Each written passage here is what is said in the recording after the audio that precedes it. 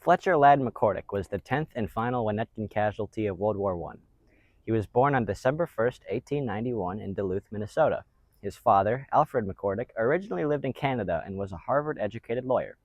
His mother, Jane Augusta Ladd, was from Connecticut and could trace her roots back to the first American colonies. When Fletcher was 5, he, his parents, and 2 siblings moved to Winnetka, where he attended its public school system and the Chicago Latin School. Many of Fletcher's classmates described him as being very quiet, yet always cheerful, polite, and upstanding.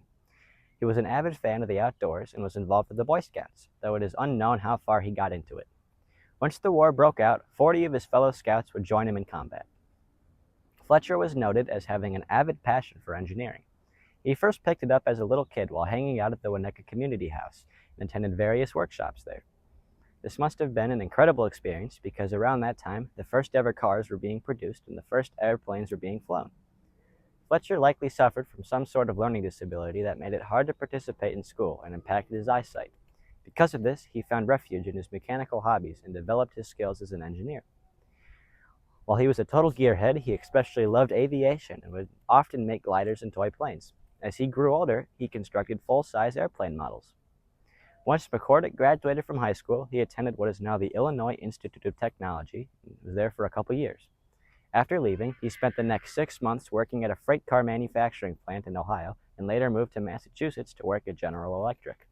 He additionally studied at an automobile school in Detroit for a handful of months as well. As Fletcher grew older, his aviation hobby grew as well.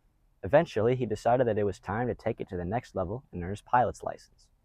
Despite opposition from his parents, he attended the Wright Flying School in 1916 and earned it.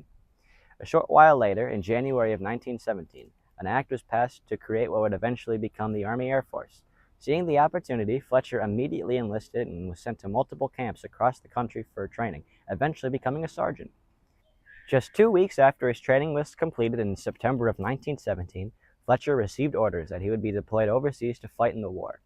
He departed the mainland a month later on October 27th and arrived in Liverpool on November 11th, exactly 1 year before the armistice. He was soon sent to training camps in France to become a combat pilot, and while stationed there made many friends. Even a couple of kids from Wilmette were around. While his training was difficult, Fletcher had an amazing time, constantly writing to his family and friends about how nice the villages and weather were, usually asking for copies of them when I could talk. Once Fletcher became an official combat pilot, he and 36 other pilots were assigned to the 88th Aero Squad and went to the front lines on their first mission in February of 1918. By the time of his death a year later, only 6 of these original pilots remained. While in France, he was nicknamed the General, despite being a lieutenant, by his inferiors and superiors. This was because he was applauded by his fellow soldiers as an excellent pilot. On one occasion, he was able to make a perfect landing after his propeller flew off his plane at around 6,000 feet and cut through its upper wing. When he emerged from the plane, all he did was say, "Ha ha," and walk away. After the armistice was declared, McCordic and his squadron were moved to Trier, Germany, to ensure that it would stay carried out. Trier's roots can be found everywhere in Winnetka, as it's where its founders immigrated from. Many of the pilots in the 88th were at first eager to fly their newly captured German planes, but were quickly discouraged as multiple officers were killed while trying to fly them. Despite these incidents, Fletcher happily flew many kinds of German planes and wrote home to his parents that he was excited to try a new Fokker plane that has just been repaired.